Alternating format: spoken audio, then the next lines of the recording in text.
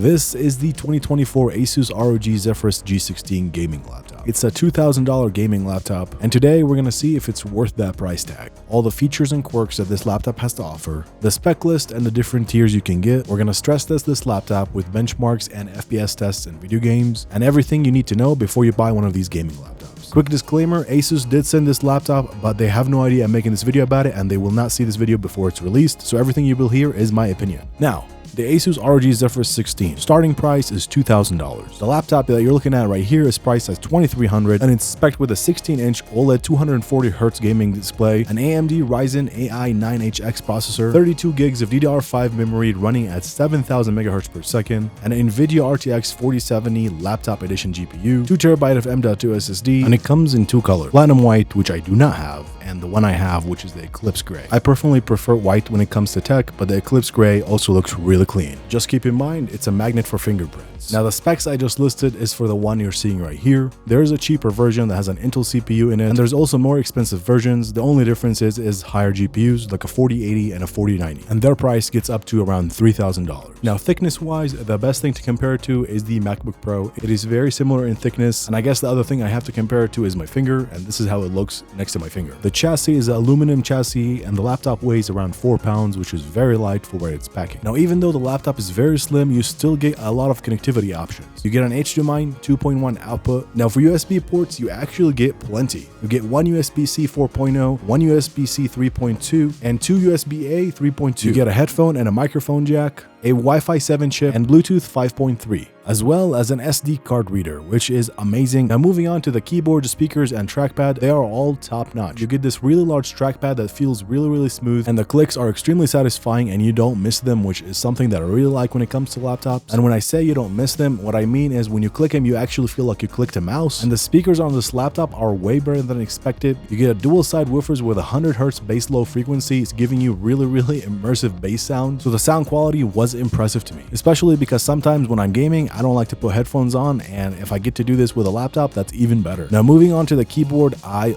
love this keyboard. You feel like you're getting a mechanical keyboard on a gaming laptop, which is a plus and a plus. The keys are fully RGB and very well lit, and you can control all the colors and the profiles via the ASUS Armor Crate software. And one other thing that I really like about this keyboard is you get 4 extra buttons at the top that you can customize to whatever macros that you want. But out of the box, they are set to control your audio, which for me, I kept them like that. Now moving on to the most impressive part of this laptop in my opinion, which is the screen. This is a OLED monitor. It has a 240 Hz refresh rate with a 0.2 millisecond response time, which is incredible. The resolution is 256 by 1600, so a little bit over 1440p, and everything about this screen is incredible. It is very high quality. The pixel density is perfect, and the color accuracy is on point. And the best part is you can customize the colors to match whatever game, whatever editing that you're doing from the ASUS Armor Crate software. There's a bunch of profiles that you can change and toggle between, and there's actually a hotkey on the keyboard to change the colors of the screen to whatever profile you need it to match, whether it's editing, whether it's racing games, whether it's FPS games. So that part by itself is really sweet. But unfortunately, the screen is not a touch screen, which I know a lot of people care about, but at this price point, I would rather have the OLED monitor than a touch screen. Now on the back of the laptop, there's this really cool light blade that goes across, and it can be used as a notification system. For example, when the battery is low, it'll tell you the battery is low, or when you get a notification, it'll light up. It's charging, it'll tell you, or you can just change it to light up in different patterns that you like, that you can choose from the software as well. So it's another little thing that basically takes this laptop to the next level. Now next, we're going to be talking about the performance of this laptop and the airflow, and then the battery life when you're using this in gaming. For benchmarking, the main thing I wanted to test was the CPU and the temperatures that we get. But before I run the Cinebench test on this laptop, let me show you the cooling and the airflow that this laptop has to offer. On the bottom, you get 2 of the 2nd generation arc flow fans, which is a triple fan technology, which moves a lot of air in, and it's surprisingly quiet. And all the air that gets moved in gets pushed out the back and a little bit off the sides. And surrounding the board and the fan, they also have a liquid metal thermal compound that basically is supposed to help with the temperatures as well. Now with all of that said, let's run some Cinebench testing on the CPU and see what kind of temps we get, and also let's see if we get the performance that we expect from this CPU. I'm running Cinebench 2024 on this laptop, and I let it run for 10 whole minutes. It ran seamlessly, zero stuttering, zero hiccups, which is what I expected and hoped for. The highest the temperatures got to is 95 degrees. You're gonna say that is really hot, and I do agree with you, but you'd be surprised that that temperature is actually normal for a 12-core CPU on a laptop. And the CPU performed really well in Cinebench. It came above the Ryzen 5800X desktop CPU, which is a great CPU for pushing out a lot of frames. And speaking of pushing a lot of frames, it was time to do some gaming. Now here's the thing, I wanted to test the laptop being used as a gaming laptop and as plugged into a setup as well. I know a lot of people have gaming setups with a laptop and a monitor, so I'm going to be testing both for you guys. Starting with using the laptop on a gaming setup that is stationary. I plugged in a 1440p gaming monitor, a mouse and a keyboard, and booted up Call of Duty. I ran the game at medium settings at 1440p and the game ran flawlessly. I was able to play the game very smoothly, get some kills, and enjoy the gameplay. And at medium settings, I was getting around 120 FPS in multiplayer. And then I switched DLSS on and it jumped up to 200 FPS, which is crazy for Call of Duty Modern Warfare 3, especially on a gaming laptop, plugged into a monitor. Now temperatures wise, the CPU was hovering around 85 to 86 degrees and the GPU temperature was around 75 to 78 degrees, which is very acceptable for a gaming laptop. Then I ran the game on the laptop by itself and the FPS was exactly the same, surprisingly. Now the crazy part is I actually preferred the gaming on the laptop itself just because of that sweet and deep rich OLED screen. It just makes the response time and the colors and everything much better in my opinion. Next I ran Fortnite with medium settings. With this game, it looks so good and the game ran flawlessly. I usually always expect stuttering when it comes to Fortnite, but this gaming laptop actually surprised me. It stayed around 100 to 130 FPS throughout the whole gameplay that I tried, and that is a plus. Next, I wanted to run one of my favorite games when it comes to graphic, and that was Red Dead Redemption 2. And I honestly did not think that this laptop is going to run it smoothly. And yet to my surprise, this laptop was able to push 70 frames on medium to high settings in Red Dead Redemption 2. The game looked incredible, ran super smooth. I ran 3 GPU and CPU intense games on this laptop and it handled them very well. The temperature stayed in the normal range of a gaming laptop and the performance was top notch.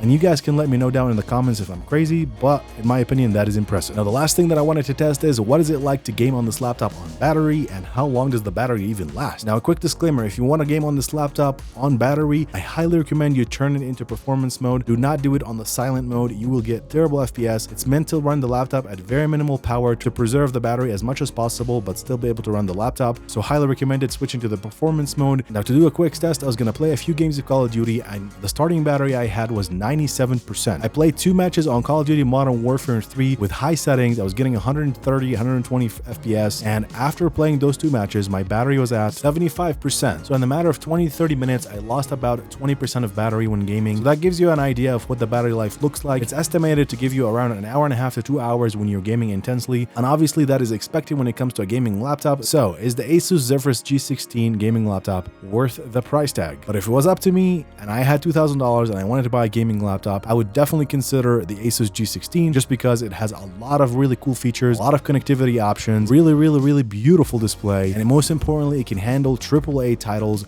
with ease. That is it for this video. Thank you so much for watching, and if you have any questions, drop them down below in the comments. Other than that, I will see you in the next video.